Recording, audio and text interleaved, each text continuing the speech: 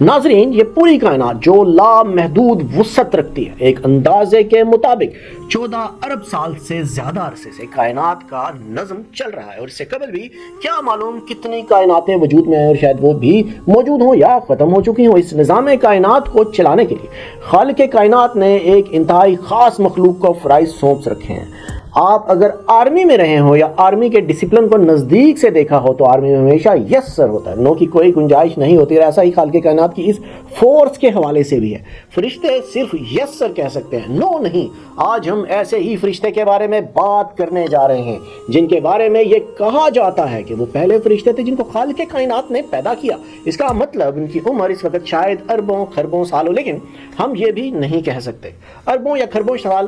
اس کی سب سے بڑی وجہ ہے کہ فرشتے اور خالق کائنات ایسی جگہ پر موجود ہیں جہاں وقت موجود ہی نہیں، جہاں دن رات کا کوئی تصور نہیں، نہ صبح دوپہر شام، دن ہفتے مہینے یا سال، کوئی تصور نہیں۔ وہ جگہ بالکل مختلف ہے، لیکن ہم ایک اندازے کے مطابق یہ کہہ سکتے ہیں کہ ہو سکتا ہے جبرائیل فرشتے کی پیدائش اس کائنات کے لیے ہو، کیونکہ خالق کائنات نے نہ تو یہ پہلی کائنات بنائی، نہ آخری، اور نہ یہ اکیلی کائنات ہے۔ کیا معلوم فرشتے جبرائیل کے فرائض اس کائنات تک محدود ہیں یا دیگر کائناتوں کے حوالے سے بھی انہیں فرائض تفویض کیے گئے ہیں۔ اگر ہم اس کائنات کے حوالے سے سوچیں تو ہو سکتا ہے ان کی عمر 14 ارب سال سے زائد ہو۔ فرشتوں کو خالق کائنات نے ایسا بنایا ہے کہ وہ نہ کھاتے ہیں اور نہ پیتے ہیں، جیسے کہ اللہ تعالیٰ نے سورۃ الذاریات آیت نمبر 24 سے 27 تک میں فرمایا ہے کہ حضرت ابراہیم علیہ السلام کے پاس اس میں آنے والے مہمانوں کا تذکرہ کیا گیا جو کھانا نہیں کھا رہے تھے، تو حضرت ابراہیم علیہ السلام کو ان پر شک و شبہ ہوا۔ بعد میں حضرت ابراہیم علیہ السلام کو معلوم ہوا کہ یہ تو فرشتے ہیں اور فرشتوں کی فطرت میں کھانا پینا نہیں، اسی طرح فرشتے نہ مرد ہوتے ہیں نہ عورت۔ چنانچہ دنیا کے ہر مذہب میں کسی نہ کسی شکل میں فرشتوں کا تصور موجود ہے، صرف لا مذہب لوگ ہی فرشتوں کے وجود کے منکر ہیں۔ فرشتے اللہ تعالیٰ کے حکم سے اپنی اصل شکل کے علاوہ کسی دوسری شکل میں بھی ظاہر ہو سکتے ہیں۔ فرشتوں کی تعداد اللہ تعالیٰ کے علاوہ کوئی نہیں جانتا۔ اللہ تعالیٰ فرماتے ہیں سورۃ المدثر میں آیت نمبر 31 میں کہ تمہارے پروردگار کے لشکر کو اللہ کے علاوہ کوئی نہیں جانتا۔ اب ایک سوال اور کھڑا ہو جاتا ہے کہ فرشتے بنے کس سے ہیں؟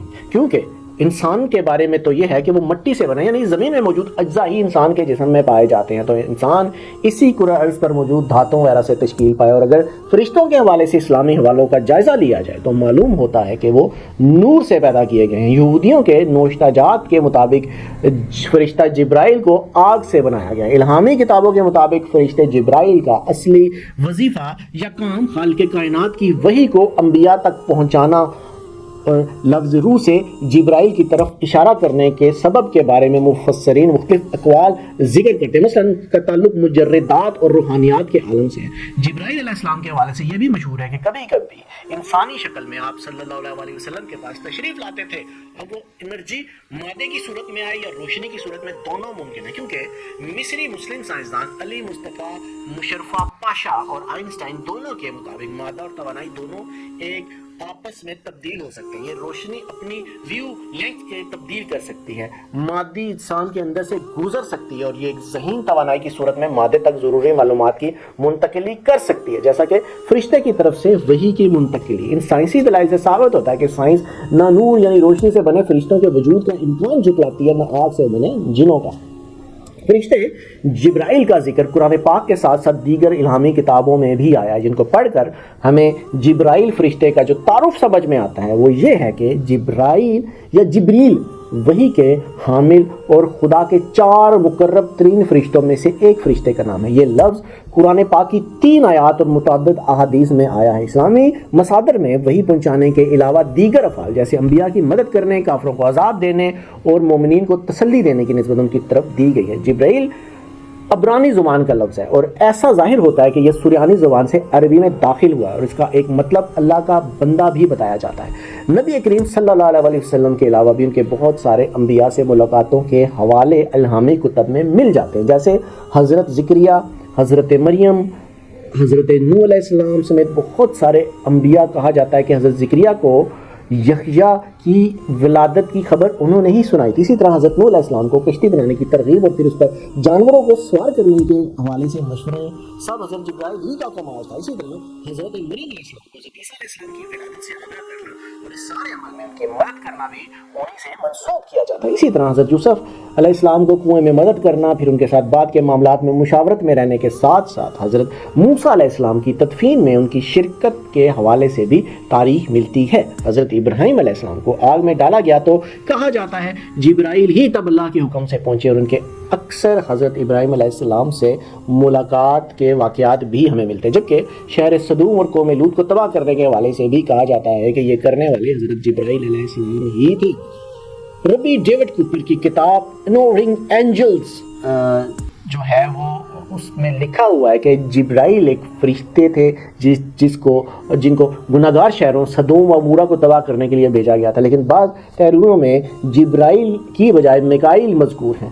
الہامی کتابوں میں یہ بھی درج ہے کہ 4 فرشتے ہیں جو عرش الہی کے گرد موجود ہیں. ان میں سے ایک میکائیل ہیں، دوسرے اوریل اور تیسرے رفائیل ہیں، جبکہ ان کے ساتھ حضرت جبرائیل چوتھے فرشتے ہیں. اس کا مطلب یہ وہ 4 فرشتے ہیں جو رب تعالیٰ کے انتہائی نزدیک ترین ہیں. یہودیوں اور عیسائیوں کے 8ویں فرشتے جبرائیل علیہ السلام کی تصاویر بھی آپ کو جا بجا مل جائیں گے، جس میں انہوں نے پروں کے ساتھ آپ انہیں دیکھ سکتے ہیں. یہودی سب سے زیادہ اہمیت فرشتے میکائیل کو دیتے ہیں اور جبرائیل کو ہمیشہ ثانوی حیثیت دیتے ہیں. اس پہ آگے چل کے ہم پھر دوبارہ بات بھی کریں گے کہ ایسا کیوں ہے.